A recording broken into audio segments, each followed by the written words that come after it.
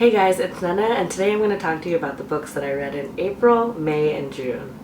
Oh my gosh, it's been so long since I did a wrap-up, and wrap-ups are one of my favorite videos to film. But due to the move and all that, I barely read in April and May, so that's why I didn't do wrap-ups for those 2 months before, but I thought I'd condense them all into one video because I've finished 3 books in the last 3 months. Oh my god. But it happens. Life happens, and you have off reading times.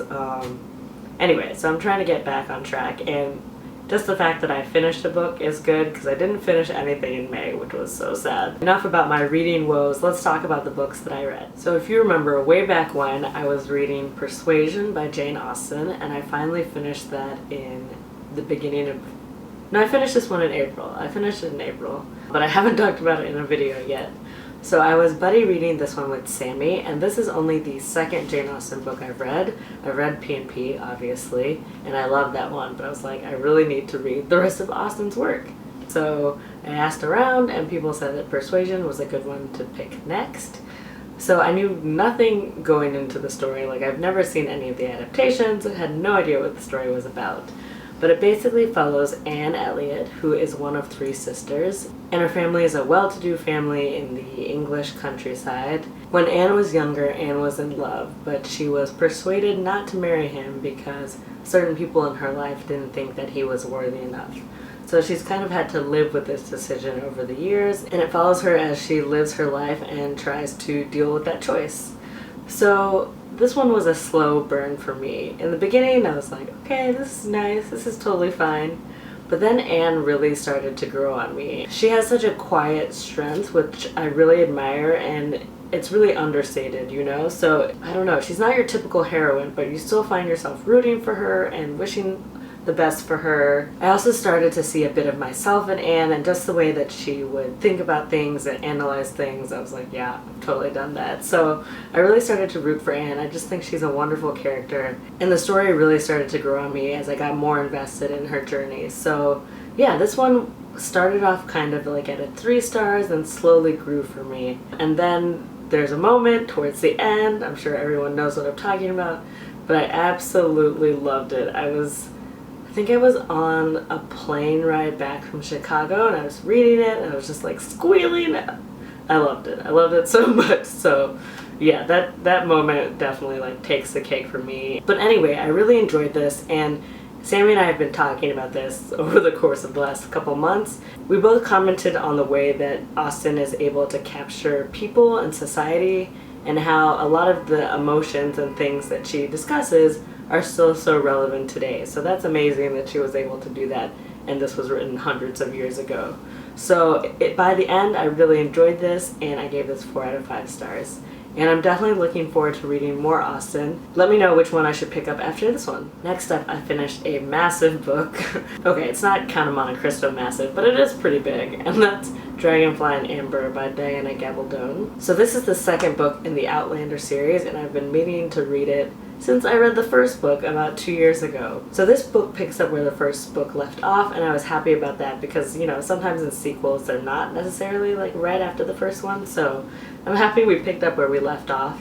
And they are traveling to a different country. There's a lot of court intrigue and politics and all sorts of things going on.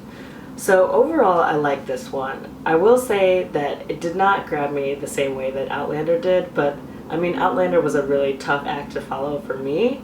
I think part of it was the novelty of the world and discovering these characters for the first time. That same feeling is really hard to recreate, but I did definitely enjoy this.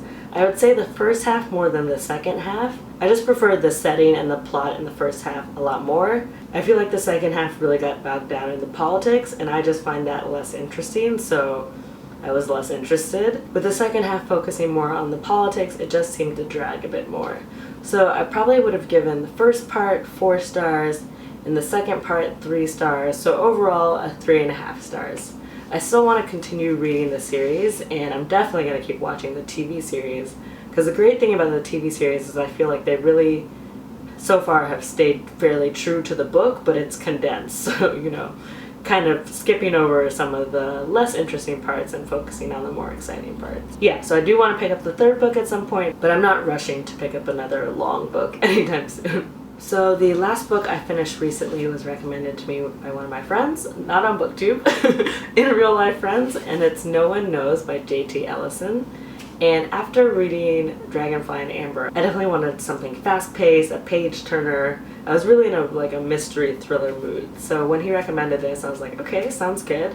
This follows a woman named Aubrey Hamilton, and 5 years ago her husband disappeared. Like, just vanished into thin air. They were on their way to a bachelor party, they arrived at the hotel, and she went to join the women and he went to join the men, except no one saw him. He never arrived at the bachelor party. So he disappeared 5 years ago, and in the present day, when we start, the state has legally declared him dead. Aubrey is trying to pick up the pieces of her life and move on now that he's been declared dead, but then strange things start to happen and she can't move on with her life, and she begins to question everything and really wonder what happened that night. So this is actually told from a few different perspectives. Mainly we get Audrey's voice, but we also hear from her mother-in-law and some of her friends and other characters in the story. So it bounces around from person to person and also bounces back and forth in time between the present day and 5 years ago when he disappeared. So, alright, what do I think about this book? I would say, writing-wise, it's fine. Like, nothing amazing, but totally fine. There's some character development. I feel like I got to know Aubrey a little bit. Although I'm a bit mad about the ending because I felt tricked and not in a good way. It was entertaining and I did want to keep reading, and it wasn't totally predictable, but at the same time the writing was just okay. Some of the dialogue in particular, I was like, people don't say things like that. Like, people don't talk that way. I don't know, it gets me when dialogue is written poorly. I'm like, someone would never say that. Like, that's just not how real life works. It was entertaining, I got through it pretty quickly, and it kind of served the purpose for what it was. So I'd give this one like 2.5 stars. So that's everything that I've read in the last 3 months. Not too much, and nothing that blew my socks off, but some solid stuff. I would definitely say I liked Persuasion the most out of those 3. Thank you guys so much for watching this video. If you want to talk to me elsewhere, I'm on Twitter, Facebook, Goodreads, Snapchat. I'll leave all the links down below, as well as links to all of the books that I talked about. And let me know if you've read any of the books that I talked about in this video. And yeah, hoping to get back on track with my reading after having a few slow months. Let me know how you've been doing with your reading lately. Have you been reading a lot, a little? Yeah, let me know, update me. Thank you again for watching, and I'll see you in my next video. Bye!